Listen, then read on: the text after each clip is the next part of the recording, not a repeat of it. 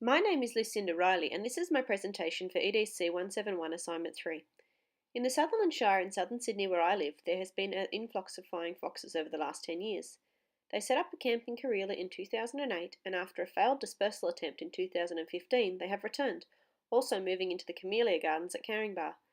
The Camellia Gardens is a place I regularly visit with my children, and we have been very interested in the flying foxes since their arrival last year.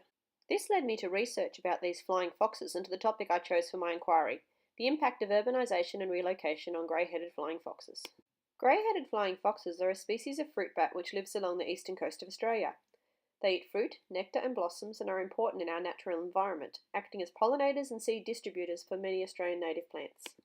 Land clearing and urbanisation have led to a sharp decrease in the number of grey-headed flying foxes in Australia through destruction of habitat and food sources. As humans move into flying fox habitats, or flying foxes are first forced to move into urban areas, they are increasingly coming into conflict with humans, leading to calls for relocation. In order to find information on this topic, I searched various terms related to grey-headed flying foxes through Google, Google Scholar and Curtin Library eReserve. The most useful thing I found was the amount of information available, including excellent resources from government agencies, peer-reviewed journal articles, local council information, pages from wildlife and conservation groups, and news articles from local and national newspapers. The hardest thing I found was that there were so many resources. Unfortunately, many interesting ideas could not be explored due to the word limit. The greatest threat to grey-headed flying foxes is land clearing and the urbanisation of their habitats, leading to the loss of roosting sites and natural food sources. Climate change also provides a threat as populations are affected by extreme heat events, with many flying foxes dying in extreme heat in February this year. Many flying foxes have moved into small pockets of bushland amongst residential areas and now face new threats such as entanglement in power lines and netting on fruit trees, motor vehicles, domestic animals, and deliberate attacks by humans. Wildlife care groups have reported a great increase in the number of flying foxes coming into care following such injuries.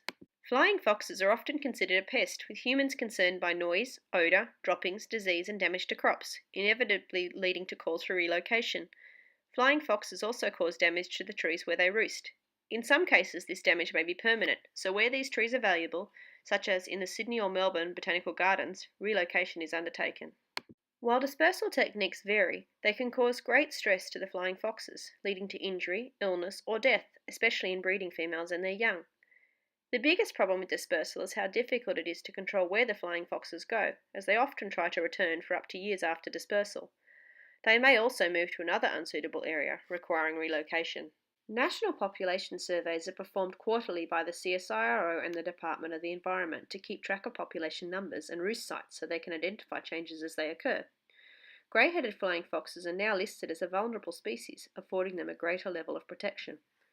Population management plans aim to provide a balance between flying fox conservation and their impacts on human settlements. They involve trying to manage flying foxes in their current locations, with dispersal as the last option. They ensure dispersals are controlled to reduce harm to flying foxes. Education of the public is an important part of flying fox management, as public attitude plays a large role in conflict and calls for dispersal. Signs such as these are displayed in areas where flying foxes are found in our council area. Flying foxes need safe, permanent roosting areas in order to breed successfully, and if they keep being relocated, they cannot establish these. Many traditional roost sites are gone, so the focus needs to be on protecting and managing flying foxes in their current locations, as well as finding or creating more permanent conservation sites for this species. Research in established sites creates a better understanding of roost site characteristics, which are essential in identifying and creating potential new roost sites. The Australian curriculum content descriptors which best suited this research project are shown in this table. The research topic would best suit grade 6 students, but could easily be adapted to suit other levels. Thank you for taking the time to view my presentation.